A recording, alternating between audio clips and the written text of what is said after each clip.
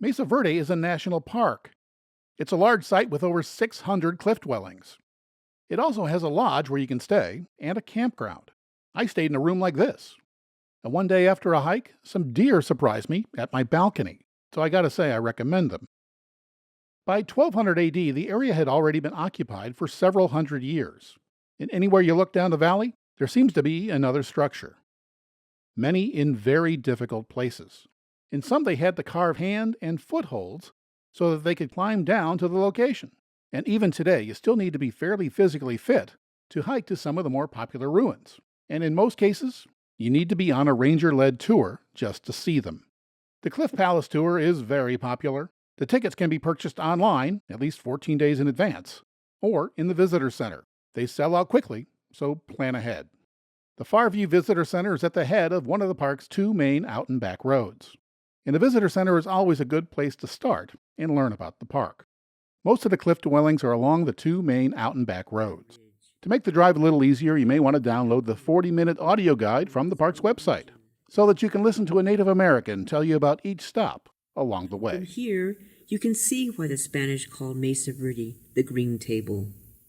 The mesas are covered. You can access the audio guide from the park's website, and it's a very good website.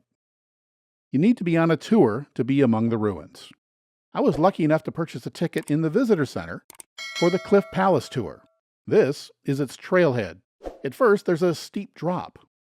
Then you have to scale a ladder, and your reward is this, Cliff Palace. It has about 150 rooms and 23 kivas. It was an important place because 75% of the cliff dwellings here only have 1 to 5 rooms. They were likely used to store grain that was grown on top of the mesa, where it was flat. The ranger told us that Cliff Palace is thought to have been an administration and gathering site. The ranger talk was informative and interesting, and he answered all of our questions. The tour is only about 45 minutes long, but it can be hot, so bring some water. What I'm going to show you now is proof that the Mesa Verde website is one of the best in all of the national park system. They made several videos on their tours, and they're pretty good. This one is for Cliff Palace. Cliff Palace is the largest cliff dwelling in North America. It has 150 rooms. It has, well, we quote 21 kivas, but there are also 2 kiva-like rooms. You can actually look at it from an overlook and see into almost every room. When we get to Cliff Palace and you're waiting for the tour, you are at the overlook for it, so people can be looking down at it before the tour even starts, which is not true at Balcony House or Longhouse. It looks like a whole city. It looks like a city much more than a palace, and it was a city rather than a palace. In my opinion, it's the best archaeological site we have on the continent. After gathering the group at the platform, we begin down the trail. The trail was cut in the 20s and 30s, and it's cut right into the sandstone. And you go down some beautiful steps and then up a 10-foot tall ladder, and then you're in the site. And we gather the group in a small alcove, and we sit. And for 15 minutes, we just look at the site. And we marvel together, and we take questions about the site. It's a great launching point to not only talk about what Cliff Palace was like 800 years ago, but the whole Four Corners region. It's a good launching point to talk about what the entire continent looked like 800 years ago. And from that point, we then walk with visitors directly underneath the architecture. When I first started giving tours of the site, I didn't really fully appreciate that middle stop because you're standing directly under the architecture, so really all you're seeing are these giant walls. But now I realize that is probably one of the most impressive parts of the whole site. Because when you're standing across canyon looking at Cliff Palace, or even from the overlook looking down, you don't quite understand how large the walls are. But when you're underneath, those walls are so large, you can't even see the entire site. And you get to look at each individually crafted block of sandstone that was crafted 800 years ago and realize how much time and energy the Pueblo society invested in these sites. They built these sites so grand that they were drawing people in from all over 800 years ago, and those walls are still drawing people in from even further places 800 years later.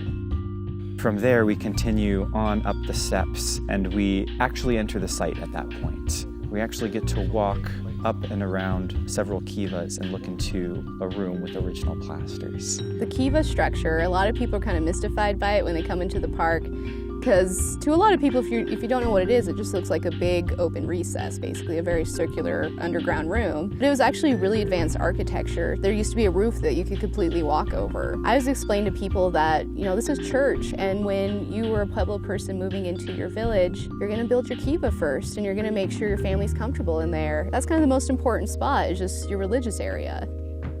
From that location, standing around the kivas, you can look back on the site that you just walked through and you really get a sense of how grand it is and how beautiful it is. And the fact that it has 21 kivas, it really means it's something special. It's a place where people were gathering, not just living, but gathering as a whole community. I really believe it must have been central to life on the Mesa Verde. Not only is the site really grand, but again, the way you exit is the original entrance and exit. When you climb the ladders and you look just to your side, you can see the original hand and toe holds that they used to get into the site. So 800 years later, not only are people gathering in these same places people were gathering long ago, but they're using the exact same routes. The architecture at Cliff Palace, the 4-story buildings, the towers, remind us of the legacy that the ancestral Puebloan people left behind and how amazing they were when they were living here as well. To protect most of the ruins, you have to be on a tour just to see them. I tried to get tickets to the Longhouse Ruin, but I couldn't. But the Park Service does have a short video on this one too. And it's also in the public domain, so here it is. If you're looking for a more adventurous tour, I would definitely go with Longhouse. It's actually as big as Cliff Palace. It's 150 rooms and 21 kivas. Longhouse is the most in-depth tour.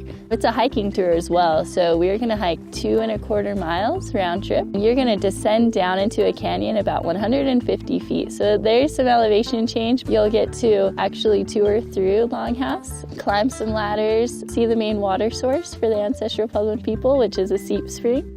It's a little bit more of a challenge to get there because you do have to walk a mile in order to get into the site. And you walk that mile with a ranger. You get to go beyond just the basics, and you get to talk a little bit more about what life was like even before the cliff dwellings. Some of the highlights of the Longhouse tour would, number one, be the size of the site. Another thing that's really great about this site is you can really see how agriculture affected these people here, how it allowed them to live together in such large numbers. The views coming in and out of Longhouse, just the trail getting in and out, is just amazing. You get great views down canyon, and also you can see a lot of where the fires came through. And we continued with the group down into the site. We climb up the ladders and we gather around the seep spring. The seep spring is very central to the story of the cliff dwellings. We now believe that it's those seep springs that bring people down from the mesa tops into the cliffs to be closer to those water sources. It's one of these incredible points of ingenuity where you can see the carved little basins in the spring where water would collect. And even from there, ancestral Pueblo folks carved little channels in the bedrock to direct the flow of water into what we call cupules, these little depressions just big enough for a gourd or a clay dipper where you could fill your water jug.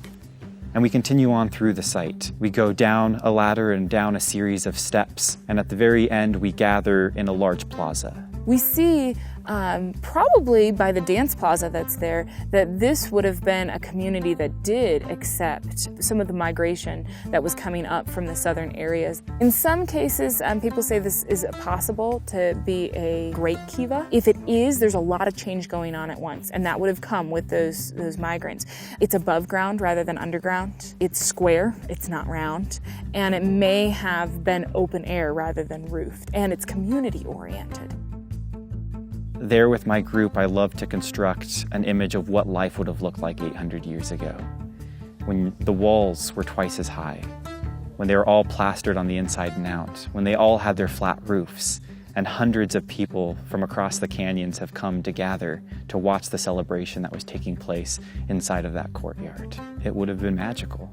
There would have been a fire going in the middle. It would have been reflecting off of all the walls and the people's faces who have gathered to watch the event. And the sound would have gone down canyon for miles. And you can imagine that sound probably makes its way all the way down to Cliff Palace. It provides a better sense, again, of what life was like here. A lot of people, they simply look at this architecture and they say it's strictly defensive, but I think there's more to the story. Because when you're standing inside those courtyards and there's a large event happening and the sound is issuing down canyon, they're not hiding. It actually seems like a very visible space.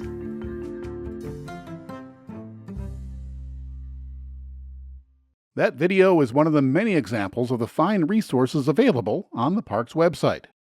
In my opinion, it is one of the best in all of the Park Service. Another stop along the way is Balcony House. This time the Park Service only offers a virtual tour. In order to get into Balcony House, one must first descend a series of steps carved into the cliffside. These steps are known as hand and toe holds. They are found all over the mesa, linking cliff dwellings to mesa-top villages and farmland. The difficult-to-reach nature of many cliff dwellings and the added restriction of access by features like this tunnel lead some archaeologists to believe that safety and security were one reason some people moved from the mesa-top to these alcove villages. Let's keep exploring to find out other reasons cliff dwellings became so popular.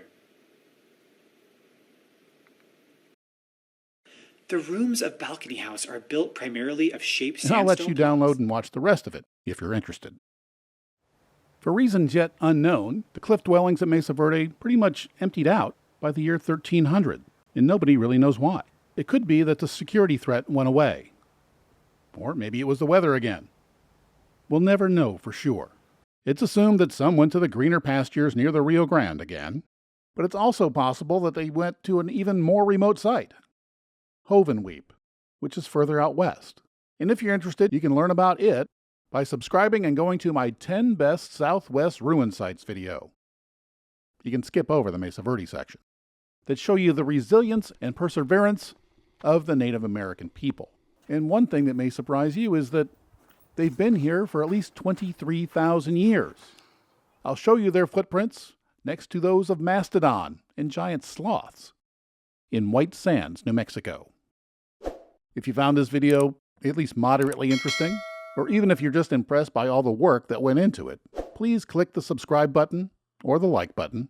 Think of it like you're just tipping the author. Only this tip doesn't cost you anything.